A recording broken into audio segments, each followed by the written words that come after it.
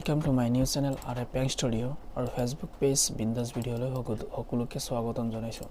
যদি মোৰ Facebook page আৰু YouTube channel টো এতিয়ালৈকে Facebook page খন ফলো কৰা আৰু YouTube channel খন সাবস্ক্ৰাইব কৰা নাই এতিয়া কৰি লওক।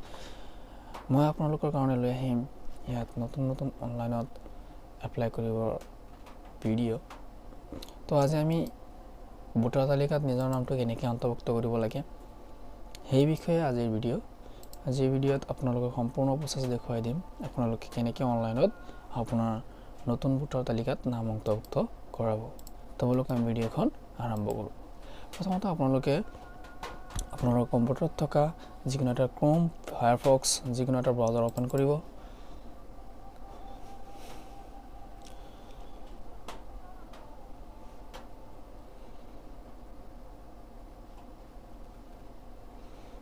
কৰাৰ পিছত আপোনালোকে ইয়াত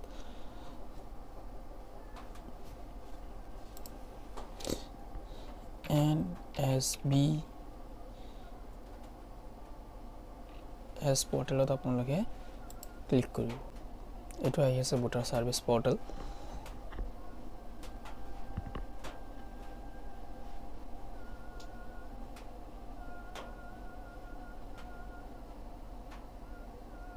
সময় লাগিছে কি আমি ভিডিওখন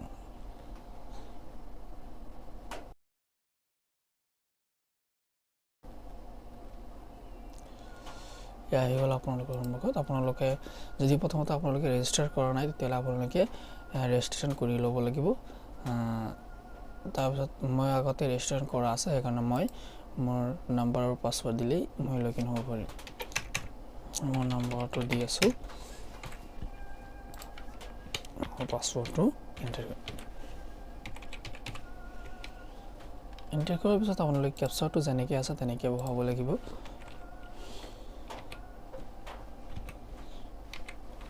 তাৰপিছত আপোনালোকে ৰিকুৱেষ্ট OTP ক্লিক কৰিব। এটা OTP যাব আপোনাৰ মোবাইলত আৰু সেই OTPটো আপুনি ইয়াত এণ্টাৰ কৰিব লাগিব। মোৰ ইয়াত OTPটো আহি গ'ল, মই OTPটো ইয়াত এণ্টাৰ কৰিম।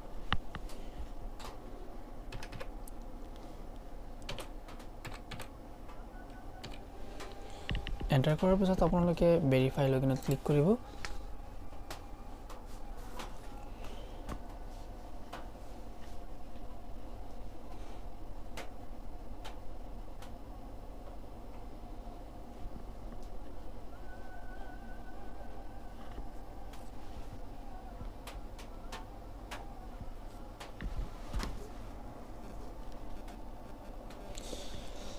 ইয়াত ভোটাৰ সাৰ্ভিসৰ যিমান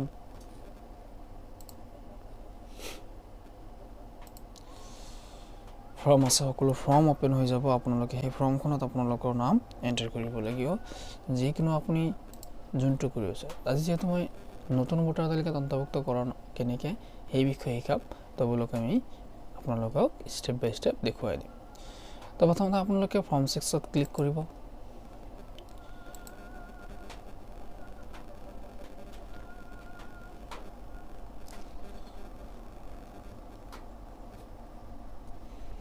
ফৰ্ম 6ত ক্লিক কৰাৰ লগে লগে আপোনালোকৰ সন্মুখত এনেকৈ ফৰ্মটো খোল খাব। আপোনালোকে ফাৰ্ষ্টে ষ্টেটটো চিলেক্ট কৰিব লাগিব। ষ্টেটটো চিলেক্ট কৰিলে তাৰপিছত আপোনালোকে আপোনালোকৰ ডিষ্ট্ৰিক্টটো চিলেক্ট কৰিব লাগিব।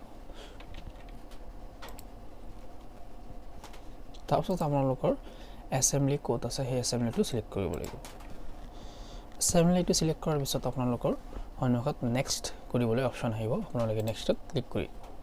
তাৰপিছত আপোনালোকে আপোনালোকৰ ইয়াৰ আপোনাৰ নামটো এণ্টাৰ কৰিব লাগিব।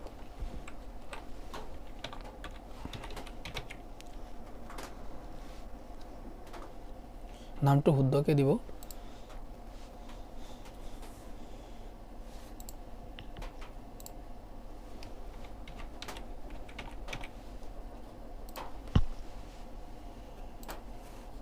তো আপোনালোকৰ যদি অসমীয়া টাইপত কোনো প্ৰব্লেম হয় তেতিয়াহ'লে আপোনালোকে ইয়াত কিবোৰ্ডত ক্লিক কৰিব আৰু আপোনালোকে অসমীয়া কিবোৰ্ড ওলাই আহিব।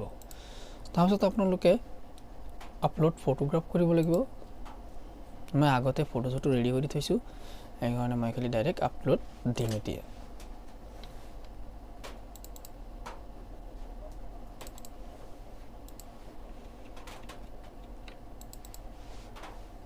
ফাৰ্ষ্টত আপোনালোকে ফটোটো ল'ব।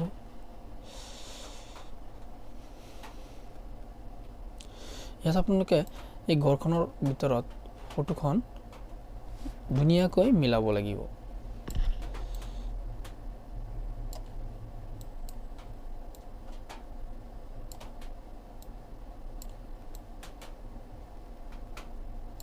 এনেকৈ মিলি যোৱাৰ পিছত আপোনালোকে ছেভ কৰিব।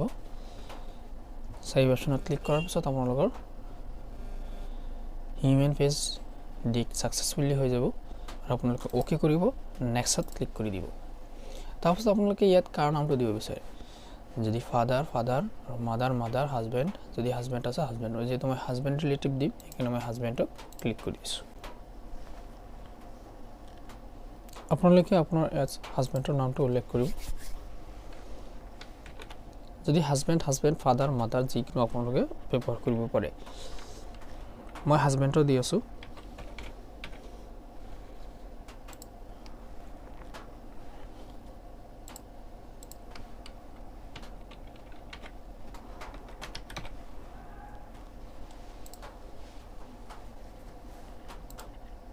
তাৰপিছত আপোনাৰ নেক্সটত ক্লিক কৰিব। যদি আপোনালোকৰ নিজৰ মোবাইল নম্বৰ দিয়ে তেতিয়াহ'লে নিজৰ দিব, আৰু যদি ৰিলেটিভ আছে তেনেহ'লে ৰিলেটিভৰ দিব। মই যদি নিজৰ দিম সেইকাৰণে নিজৰ দি আছোঁ।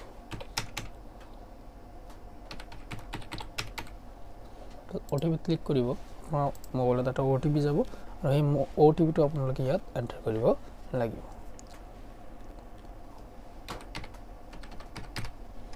ভেৰিফাইত ক্লিক কৰিব। ইয়াত OTP ভেৰিফাই হৈ গ'ল। তাৰপিছত আপোনালোকে নেক্সটত ক্লিক কৰিব। যদি আপোনাৰ আধাৰ আছে তেতিয়াহ'লে আধাৰত ক্লিক কৰিব। আধাৰত ক্লিক কৰাৰ লগে লগে আপোনালোকৰ আধাৰ নম্বৰটো ইয়াত বিচাৰিব। আপোনালোকে ইয়াত আপোনাৰ আধাৰ নম্বৰটো দিব লাগিব। তো ফটাফট বোলক আমি আধাৰ নম্বৰটো পাই দিওঁ।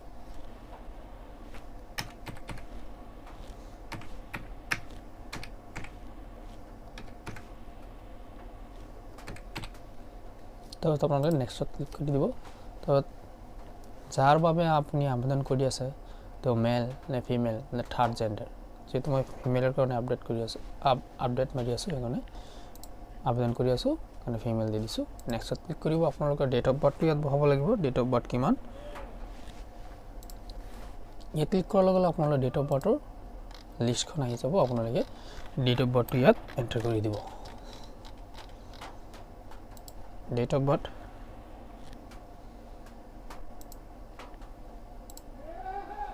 তাৰপিছত আপোনালোকে ডেট অফ বাৰ্থৰ কাৰণে কোনটো ডকুমেণ্ট দিব বিচাৰে, Aadhaar card, PAN card, driving licence. মই পেন কাৰ্ড দিম সেইকাৰণে মই পেন কাৰ্ডত ক্লিক কৰিছোঁ।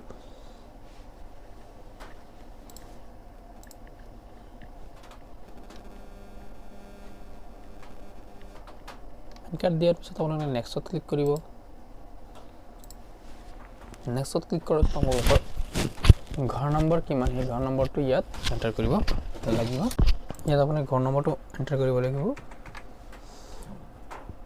তাৰপিছত আপোনালোকৰ ৰুট, এৰিয়া, মহল্লা, কোনটো মহল্লা হয় সেইটো দিব পাৰে। মই ৰুট দিম।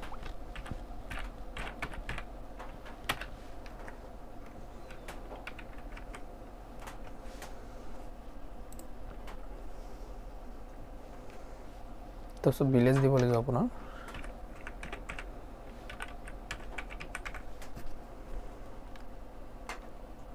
পোষ্ট অফিচ ক'ত পৰিছে,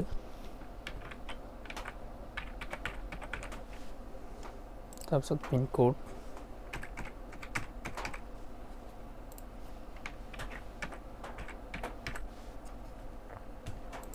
এইখিনি ধুনীয়াকৈ বঢ়াই দিয়াৰ পিছত আপোনালোকে আপোনাৰ ডিষ্ট্ৰিক্টখন চিলেক্ট কৰিব আৰু আপুনি ডকুমেণ্টছ আপডেট দিব লাগিব।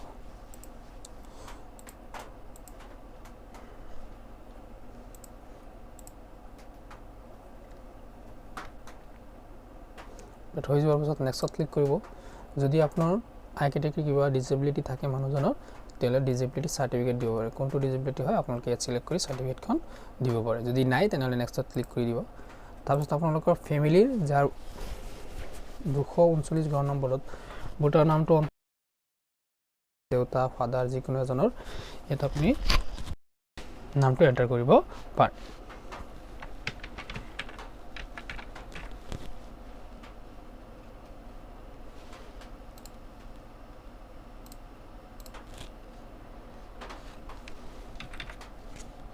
আৰু আপোনালোকে ইয়াত ইপিক নম্বৰটো এণ্টাৰ কৰিব লাগিব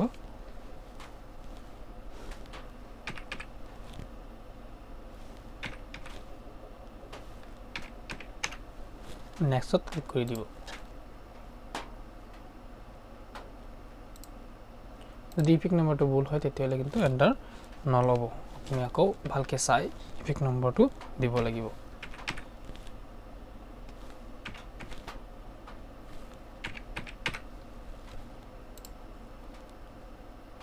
এতিয়া হৈ গ'ল এতিয়া আপোনালোকে আকৌ আপোনাৰ ভিলেজৰ নামটো এণ্টাৰ কৰিব লাগিব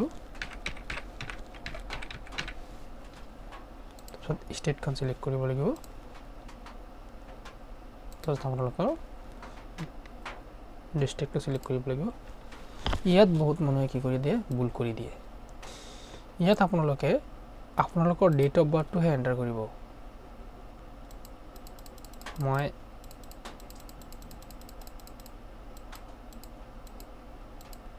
2002 আছিল ফেব্ৰুৱাৰী মই এণ্টাৰ কৰি দিছোঁ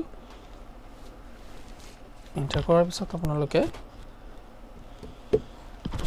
তললৈ স্ক্ৰল কৰিব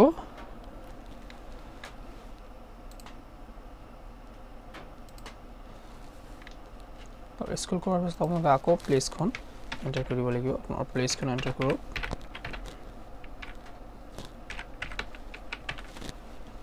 তাৰপিছত নেক্সটত ক্লিক কৰিব তাৰপিছত আপোনালোকৰ যেনেকৈ কেপচাৰটো আছে তেনেকৈ ফিল আপ কৰিব লাগিব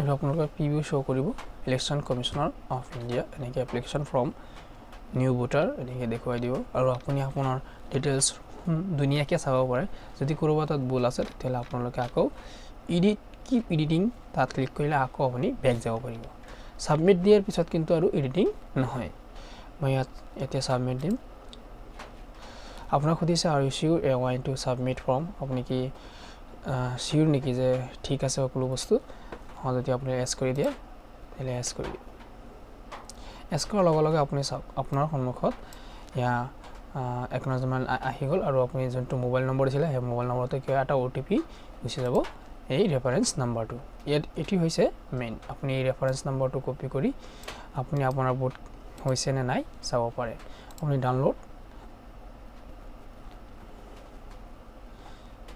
কৰি ৰাখিব পাৰে মই ডাউনলোড ক্লিক কৰিছোঁ এতিয়া ডাউনলোড হ'ব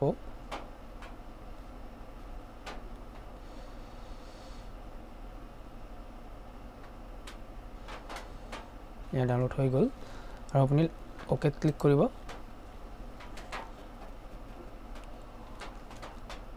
আপোনাৰ ভোট হৈছে না নাই আপুনি ইয়াত টেগ এপ্লিকেশ্যন ষ্টেটাছত ক্লিক কৰিব ক্লিক কৰি আপুনি যেটো ৰেফাৰেন্স নম্বৰ ওলাই আহিছিল সেই ৰেফাৰেন্স নম্বৰটো ইয়াত এণ্টাৰ কৰিব আপুনি আপোনাৰ ষ্টেটটো সিলেক্ট কৰিব সিলেক্ট কৰাৰ পিছত আপুনি সাবমিটত ক্লিক কৰি দিব সাবমিটত ক্লিক কৰাৰ লগে লগে আপোনাৰ সন্মুখত এনেকৈ ওপেন হৈ যাব আৰু আপুনি চাওক আজি আমি